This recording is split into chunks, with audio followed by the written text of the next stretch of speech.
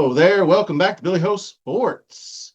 Big weekend at Haskell Saturday at Monmouth Park. Pretty good Haskell. I enjoyed it a lot. Of course, we saw the amazing journalism catch the wire in dramatic fashion once again. I actually felt pretty dialed in on the analysis as far as from the beginning of the week to the end of the day. Profitable day, obviously, but like in golf, if you follow golf, I left a few birdies out there. It felt like I made a couple of just kind of zigged when I should have zagged, used the wrong key horse in a race here or there. But it's funny when you key a horse and you have all the horses that came in and you don't win any money, that kind of thing. It's like lipping out a 3-foot birdie putt. But anyway, another successful split the pot winner. Shout out Christos. We put together a few bets and the first one hit for a nice tidy little profit. So he is going to roll that over and in true Richard Dreyfuss fashion, let it ride. So we're going to put something together for next week, and that could be a new option. I never really considered that, but if it's not like we don't get a big monster profit, maybe that's a thought we could have for down the road. We'll see how it goes this week and see if we can do it in the future. So split the pots are coming for Jim Dandy as well as out west at Delmar. We're going for the Bing Crosby and San Diego handicap out there. That's going to be a big weekend of racing. Shout out Cali, California Love coming your way very soon. And so this one is going to be New York, upstate New York, so to speak. Check the description on how the split the pot works. Basically, if you're a subscriber and you're leaving a comment, you'll get your name in the draw. Always be smashing that like button.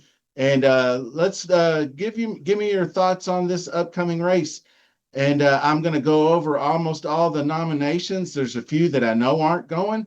So we're going to recap. We're going to recap the Haskell first because I think that's well worth it. I thought it was a really great race.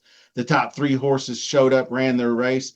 My dude, Kentucky Outlaw, broke a little slow, but then at least he actually got, he tried to steal it out on the front end, turned on those jets around the side of goal oriented, and then sat back on that for a bit. And goal oriented was in a great spot. Gosker was there.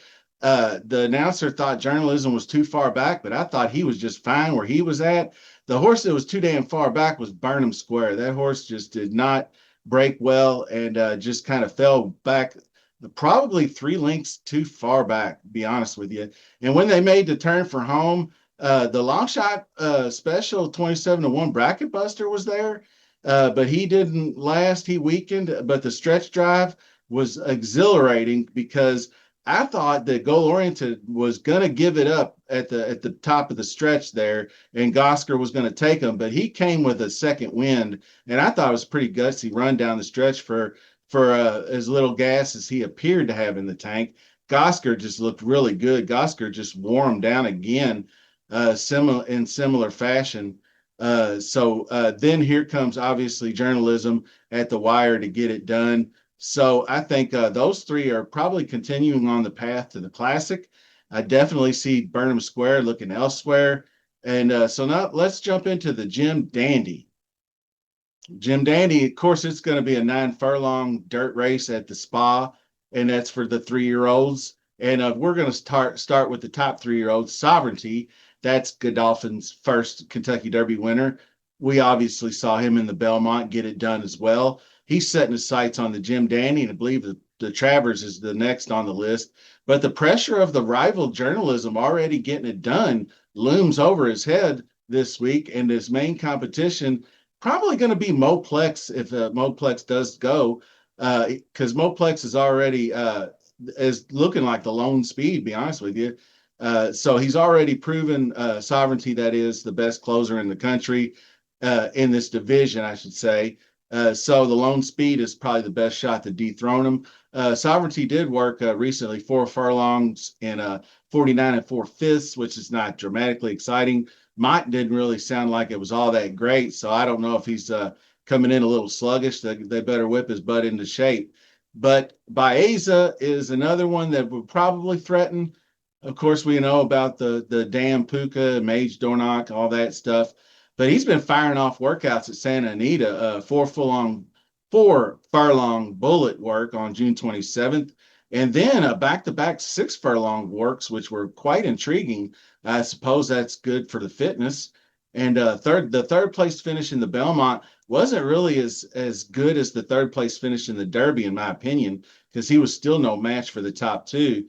But he is at the spa. You can see him galloping around the track and getting to know it a little bit better. Looks pretty good. No worse for the wear on the trip. So that was last Wednesday morning. And so I think we'll see a much fitter horse in Baeza. So I'm looking forward to that. And I'm also looking forward to a better Sandman. And I'm not going to be on this horse for all the social media crap and all that stuff. He's a beautiful gray. He's by Tappet. He's trained by Mark Cassidy, all things I like. Now, Tappet colts, you've probably heard 100 times, they tend to mature slowly. And then they come on like the horse Flightline came on late in his third. He didn't even start racing until the middle to the late 3-year-old season. And you saw what kind of great horse he turned out to be. So the Tappet colt did manage to move up to 7th place in the Kentucky Derby. The win in the Arkansas Derby is by far has been his best performance, his best speed figures and everything. And then he came home in third in the Preakness, which was another pretty damn good effort. He hit the stretch after I watched it. He was driving and toward the win, but of course, journalism is just that good. So he was easily outrun by journalism, and he didn't quite get the Oscars. So he can close, but the early he needs a better early middle pace.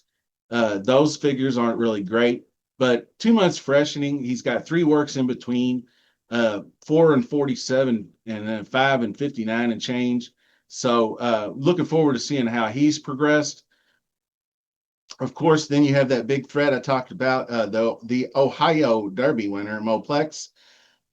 Never raced around 2 turns. He proved that after the hard-fought victory at 7 furlongs at Aqueduct in the Bay Shore Stakes.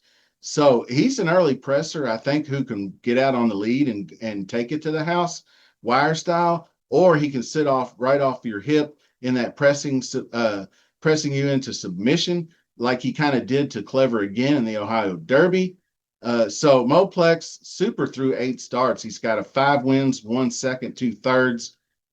Passed the 2-turn test already. So now it's time to see if he can handle the big boys, handle that 2-turn at Saratoga, because he's already got a win at 6 furlongs, but I don't know about that grind at the spa going 2 turns. So we will see. But hopefully we see him in the race. And another one wasn't nominated, so we'll have to flip the bill on the supplemental fees, McAfee, but I think that's not much of a problem. Underachiever, in my opinion, early on. And then I saw him in the Peter Pan, was pretty impressed by the effort there. Then I thought at first I didn't think the Ohio Derby looked that great, but he looked like he was rallying a bit, but he just couldn't maintain his speed.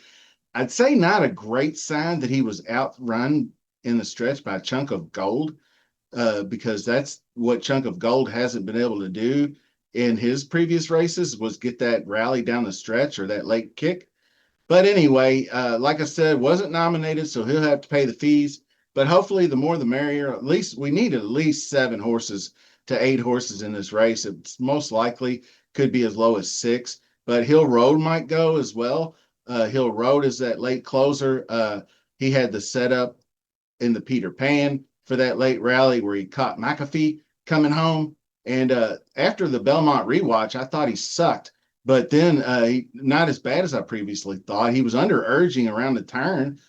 He did improve position and come up a little bit in the final 8th. So he looks like one of those really, really good grade 2 and then like dominant grade 3 types that maybe can hit the board in a grade 1 field. Obviously, the closers can do that. But he did work 4 furlongs and 49 flat yesterday at Saratoga. So he's there ready to raring to go. So then we'll round out the show. There's some others that were nominated, but they're not going to run. But I thought it's good info to pass along since some of them are going to be at Saratoga this week, namely Chancellor McPatrick, Hypnus, and the other Belmont horse, Strategic Focus, who recently had a huge 7-length victory. They're all entered on Thursday's Curlin Stakes. So Garamond is going Friday in the Amsterdam, Tistastic going back to the turf, and that was pretty much all of the nominations. So I think we got the field covered for you. Can't wait till the odds come out. We're going to have so much more content coming this week. Like I said, two different tracks, split the pot draws. So be dialed in, stay tuned, be subscribed, all that kind of good stuff. And of course, we'll hear the narrative all week about sovereignty winning the Haskell and now, or I mean, journalism winning the Haskell and now sovereignty's turn, and shaping up to be a kind of an average field. But if Moplex is in, it could offer some interest. So more to come this week. So stay tuned, and we'll see you.